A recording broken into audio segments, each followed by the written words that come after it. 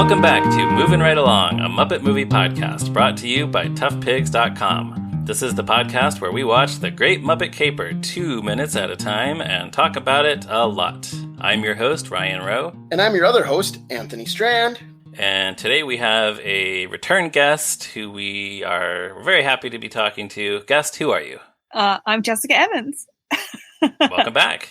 Thank you. And today we are talking about minutes 41 and 42 of The Great Muppet Caper, in which the whole Muppet gang travels to the Dubonnet Club in the Happiness Hotel bus. So we begin with Neville and Dorcas, the residents of 17 Highbrow Street, whom we have previously spent some time with. Neville is explaining that the pig who was just climbing up the side of their house was just in the linen closet with a lizard. So how many times has Kermit been mistaken for a lizard? Doesn't Fozzie's ma call him a lizard in Muppet Family Christmas? Yes, definitely. And there's also there was a Lenny the Lizard on the Muppet Show, which I know isn't Kermit being a lizard, but auditioning to be Kermit's replacement, right? Yeah. I feel like there may be one or two others. And then also he's occasionally been referred to as Toad. Right. And then of course there's the famous T-Lizard meme. Yes, of course. And that's why I thought you invited me to guest host on this particular episode, actually. Because you love that, right? You love that meme? I do. I'm a big fan of the T-Lizard. For some reason, I have a sick fascination with it. I'm not sure what to make of the T-Lizard meme. Well, it's interesting to me if you combine T-Lizard and Big Chungus, which our listeners may or may not know that Big Chungus is a screenshot of a fat Bugs Bunny. That like the kids of today have taken the icons of years past and just like refashioned them as meme nonsense, right? Like, you know, even when we were kids, every kid knew Kermit the Frog and Bugs Bunny, and now every kid knows T-Lizard and Big Chungus. Well, you're right. So the T-Lizard thing, we've probably talked about it before, but it started as just the shot from the Lipton commercial of Kermit drinking tea, where that became a meme where he's saying, that's none of my business. Like he says mean things, like passive-aggressive things, and then says, that's none of my business. Yeah, but that is, you know, spilling the tea, you know, a.k.a. gossip. Is that why they called it that? Or how that started? I mean, I just assume, so I've you're probably right. In my fascination of T-Lizard meme, that a lot of the, like, urban hip-hop stations, I follow the Source and 97.1, the New York radio stations, it's very popular there. And also that phrase, you know, spill the tea, the whole Wendy Williams thing, which I'm also interested in. So there's a bit of a cross-reference there. And that, I think, is why T-Lizard has gotten, I mean, yes, he is drinking tea, but he's also spilling the tea, but he's not really, because that's none of his business. Right. Yeah, I'm sure that's all accurate. And then at some point it kind of took on this, I think it must have been a joke that where people were referring to it as T-Lizard, as if they didn't know that it was Kermit the Frog. Well, is that what's happening in this movie? Because, I mean, clearly it's not a lizard. Right. Well, I think it's one of those things, too, where Kermit doesn't actually look that much like a frog. Like, frogs are not shaped like Kermit is. So he could just as well be a lizard, right? True. That's true. I thought it was hilarious. I mean, was this the first documented, you know, calling him a lizard, or were those other things you guys listed predate this? Well, Fozzie's ma is definitely later. Yeah. So, yeah. Yeah, so it might be. So old, out of touch English people and young internet people think that Kermit is a lizard. Yes, correct. All right. But yeah, it's great to have. Oh, so then Neville tells Dorcas that he recommended the Dubonnet Club as a nice restaurant. She tells him that's more of a supper club than a restaurant. And he says, I tried to tell them that. She says, don't blame yourself. And it's just nice to have a little bit more of this deadpan hilarity from these two. I loved that joke. Her first response is not anything about, oh, you gave directions to, you know, frog or a lizard, but oh no, that's more of a supper club. I thought right. It's perfect. Absolutely. That's perfect. What she's concerned about. Yeah. So I guess we're about to move on after a couple of episodes here with these two, but I guess, do either of you have any final comments on Neville and Dorcas? Jess? Well, of course, I didn't get to hear the podcasts where that already addressed to them. Right. But I just loved having them at the end, well, the beginning rather of this clip, because they're really just perfect. And part of a lot of what you guys have been talking about with the style of this movie, the fact that it's set in London just gives it like style upon style upon style, like so many opportunities to exploit those eccentricities, and these two are like perfect example. Sure. So Anthony, do you have any parting words? I think I'm tapped out. I mean, we've like you said, we've done three episodes in a row on them. Really? Has it been that long? Is it that many minutes? I guess so, right? I feel like they came in at the very end of one clip, and then we had a couple more clips of them. Gotcha. So yeah, with that, we head outside the house at 17 Highbrow Street, where Kermit and Piggy find a bus full of obnoxious Muppets. Everyone is sort of ribbing Kermit for he's shown up here with his date. Floyd says it's Kermit and his new flame. Can we talk about how the way that Floyd says his new flame? Yeah, it sounds like the way Kermit's voice goes up on like that syllable often. Like, is Floyd making fun of Kermit? Maybe. You know what I'm talking about? Like where Kermit will do that same thing? I think so. To me, it just sounded like when he's doing an introduction. Yeah, right. Exactly. Or like, it feels like a Muppet Newsflash thing to me for some reason. I don't know. You're making a case for Sesame Street Newsflash. It sounded a lot like just cat calling, ding dong, and all like. I really listen to it over and over again to get all the like animals, ha ha ha ha ha ha ha ha. I love that animal goes Kermit, ha ha. Yeah, like he's just so amused that Kermit is there with a girl, like, and the look on her face, right? Like, oh, here we go. She keeps it together. I love her expression. Actually, Piggy, and I'm not a huge Piggy fan. I love her in this because she just keeps it together no matter what. She's going on this date. She's persevering. Like from start to finish, it's difficult, and she's just in it. Yeah. Well, it's kind of like when younger siblings are trying to embarrass older siblings when they show up with their girlfriend. Yeah, or something. perfect. And you alluded to this, Jess, but so Lips so Zoot says hubba hubba, and then Lips says ding ding. This is one of the few lines of dialogue ever spoken by Lips in history. So Lips also says, "How about a little traveling music here?"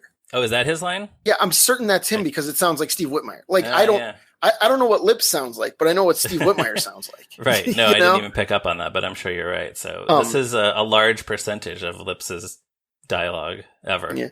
Well, and can we get back to Zoot saying hubba hubba for a moment? Yes. Which, as we talked about in a previous episode, when they see Kermit, Fozzie, and Gonzo see the models on the elevator, Gonzo says hubba hubba there.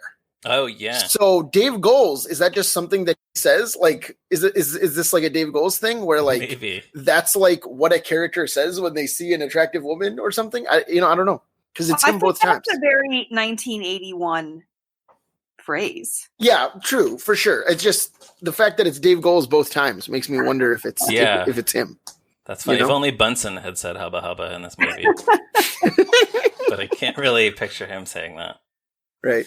I also wanted to mention this whole scenario reminds me of a frequently told anecdote from my family. When my parents were dating early on, my dad asked my mom if she would like to go to a movie with him, and she said yes. I think this is when they were both in college, and he was also working as a church youth director. So he told her he would pick her up. They decided on the time, and then when he arrived, she was surprised to see that he was driving a bus full of kids from the youth group. And he was like, okay, let's all go to the movie. Oh, man, he should have told her that. He probably should have. But Wait, was the quarantined line what made you think of it? No, just this thing of, Piggy obviously did not. She just thought it was going to be her and Kermit. And she walks outside and here's this bus full of rowdy characters. So. Yeah, as my mom likes to say, she married him anyway. Sure, Aww. That sounds like good, clean fun. Yes. Well, then the movie they were going to see was one of the Billy Jack sequels. I don't know which one would have been out around that time. But I hope Billy Jack Goes to Washington. is that the best one? Well, that's the one that's an actual remake of Mr. Smith Goes to Washington, but with Billy Jack. Has the same plot. Oh, really? Uh-huh. So the title is not just a reference? No, he becomes a senator, and like the older senator from his state is corrupt. It's a remake. Who the heck is Billy Jack? And youth group kids want to see that movie. It was a different time. Kids were socially conscious. What? Yeah. How old are your parents? No, I'm just saying I can't even picture this whole scenario. It was the 70s, Jess. Yeah. I was a lie. I was a kid in the 70s. But you've never seen any of the Billy Jack movies? No, I never even heard of Billy Jack. And I was a youth minister too, Ryan. And I can tell you now. Not in the 70s, you weren't. And you never would have tried to like bring a boyfriend along on a church movie trip? No. Times were different. Yeah. But anyway, they get on the bus and so you mentioned, so Pops tells them they have to ride in the front because the back is quarantined. So the bus itself, I think, is way cooler looking than the bus in the first movie. Yeah, I had some stuff on that. Which I think is not like, I feel like it doesn't get discussed as much. Like you say, Electric Mayhem Bus, and people think of the first movie, but this one I like way better. It's really cool. Yeah. I have a whole line of notes about open air riding and how much fun that would be to be on top of that bus. Cool. Yeah, the Electric Mayhem Bus in the Muppet movie is fun to see because it's a bus full of Muppets. But this, the Muppets are actually hanging out the windows, and the whole band is on the top playing their rock and roll music, and it has so much character. It's this kind of broken down, beat up bus that matches the hotel itself that way, and the backfiring every few seconds it explodes. Yeah, that's great. The back. Well, and I love that it actually says Happiness Hotel courtesy car on it. Like, courtesy car, yeah. Can you imagine that you're at the airport, you needed the courtesy car from your hotel to come pick you up, and it's this thing. Yeah. That's when you go to the payphone to try to figure out a different hotel to stay in. There is a hotel here in Belmar, kind of Happiness Hotel-esque. It's called the Mayfair, and actually I could see. That's funny. You're giving me an entrepreneurial idea. I think they need a courtesy car. Sure. Yeah, it doesn't have to be fancy. Just find an extremely old, broken down bus, and you're in business. So, are we going to talk about how terrible this song is pretty soon? It's the worst. I like the song. So apparently it's Lips who calls for traveling music, and then they decide to play a love song. And the love song is Nightlife, which is not a love song. Yeah, it's not at all. Although that's one of those things where I wonder if, because Janice says a love song. Yeah. And I kind of wonder if Richard Hunt didn't just say, like, all of that dialogue feels like the Muppeteers are just talking, right? Like, sure. It doesn't feel scripted. No, and it's funny, though, so. Yeah, I agree with that. Yeah, it's pretty much just a song about how Dr. Teeth likes to party, I guess. Well, I mean, I agree with Jess that this is a terrible song. Okay. I think it's the worst song in any Muppet. Like, it's agreed. It's not a song. It's just like a bunch of noise with some words thrown at it. That's what I like about it, though. It has like a disco underpinning. I guess what was this, 81? This is 81, yeah. Was a terrible time. I mean, I'll give it that. Well, and actually, I don't want to spend too much time talking about another podcast. But one of my favorite podcasts, The Flophouse, which is a bad movie podcast that I recommend highly. Elliot Kalin, one of the hosts of that, has talked about how his son was obsessed with this song for a while. Wanted him to sing it all the time. Oh, no. And in that bit, he refers to it as the least memorable of all Muppet songs. And I don't think he's wrong. Like, you can't really sing it because it's just there's like sometimes there's lines and they all kind of sound like, I'm doing some stuff, so give me some feelings. Yeah, it's rough. My life, right? Like, who cares? It's nothing. Yeah, so it's no can you picture that. How long do you think it took Joe Raposo to write this song?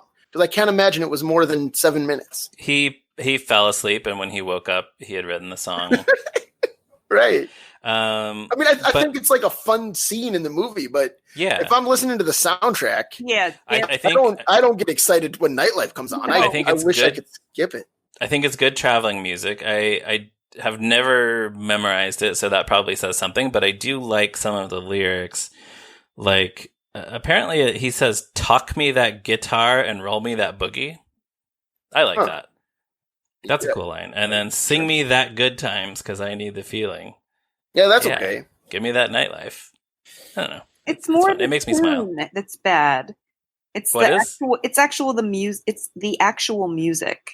All right. The lyrics are fine. It's the actual music, which is an important part of music. Yes. Otherwise, it could just be poetry. Yeah, if it was Dr. Teeth standing on top of it, just being like, "Give me that good time," just doing it. Yeah. As a slam poem. Yeah. Yes. Okay. That I could get, and I'll say this. And I enjoyed watching them. And at the very end, you really get the full in of, I don't want to skip ahead, but you see they're all playing their instruments and they're definitely grooving and having a good time. So points for that. But the actual song, I would press skip every time it came on.